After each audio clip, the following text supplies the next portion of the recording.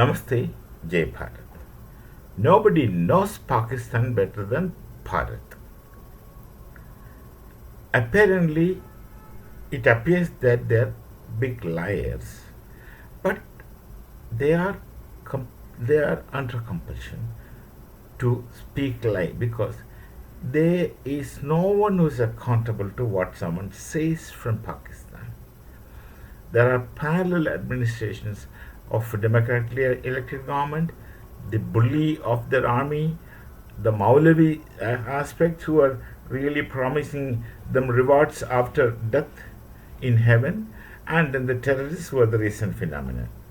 They all have their own realm and they have their own world, their own method of existing, and one not listening to others.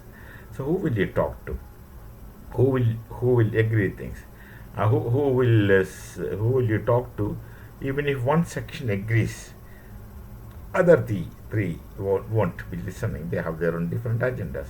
So it will appear that they keep telling lies. Many they tell lies. That's a Lahori character. They tell lies, but lie has become very spontaneous to them. It's inadvertently speaking lies. Really, that had become their nature. We'll do this, we'll do that, we have this, we are great, that we are number one, all kinds of narratives they create. So it will appear that everyone is lying in Pakistan. They can't help it because there's no connection between these parallel administrations. So, end result, we will find that they always go back on their words. That's what appears to be lies. And this, of course, we know it much better than anyone. They had been playing double game always throughout their existence as a separate, a partitioned entity from Bharat. It's difficult to call it as a state because it's a failed state, evidently. On the one hand, they will go to Russia, to America for money. Whosoever gives money, they will dance according to their tune. That's there. Now they will let America use their base. They let it against Afghanistan.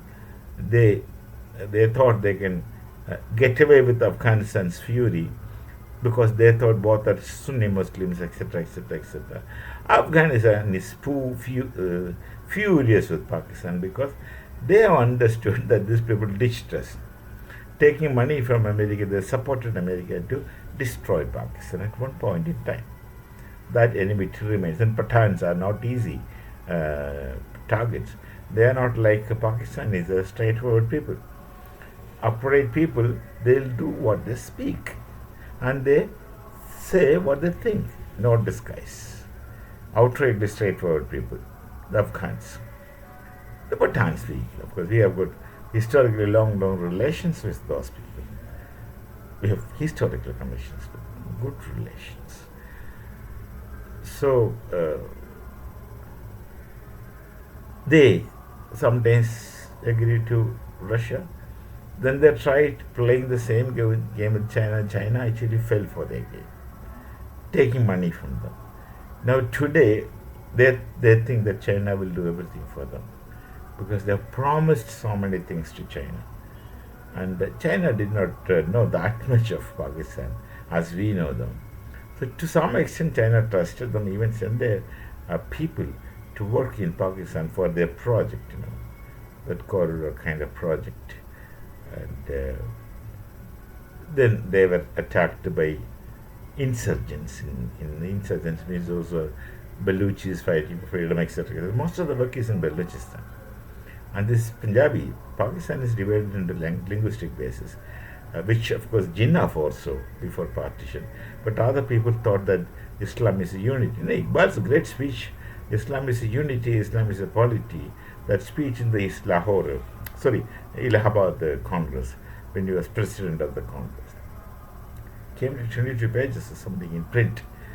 So that kind of thing is not really existing. That's a spurious fantasy of Iqbal, and they are different. One doesn't see than the eye. So religion is not anything at all. So they had difference with Punjabis, but Baluchis, etc. Baluchis have been suffering, so they will react, and they wanted a state for themselves. That's a Baloch Liberation Army, etc., etc., etc. So they will, with they try to fool China, and China is increasingly they will realizing that Pakistan has been playing with them. There's no shame in that dictionary anyway. So in the Shanghai Council organizations meet, look at, if you see the videos, you find the person who is supposed to be elected Prime Minister of Pakistan. Of course, the election was according to the whims and fancies of Army. Army wanted him to be Prime Minister, so Army made the elections like that. Now, they do all kinds of election tricking, and that's not our choice, our discussion.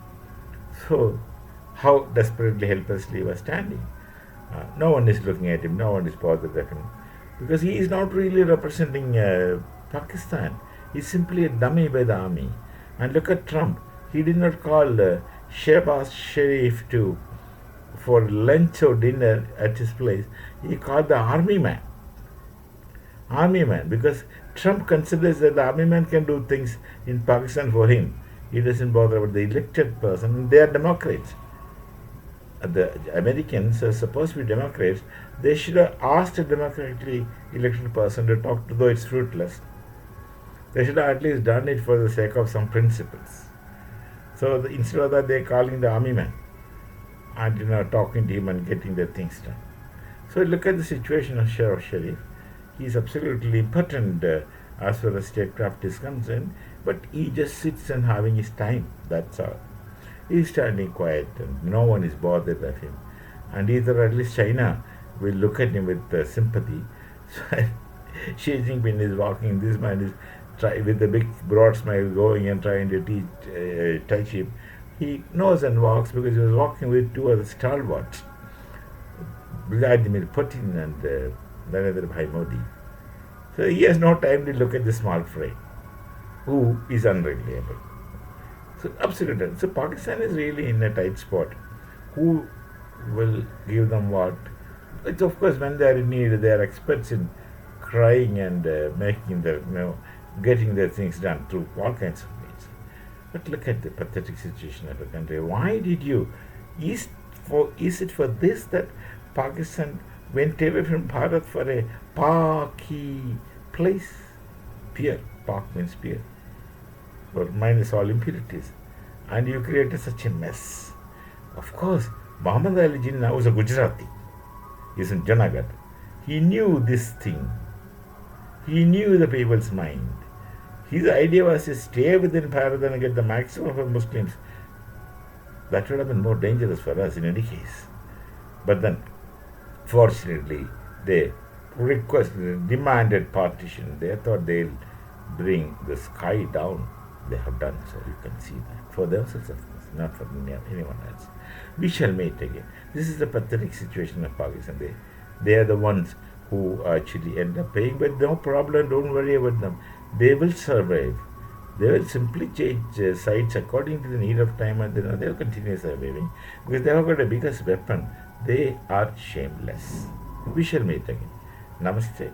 Jai Bharat, Jai Sri Ram.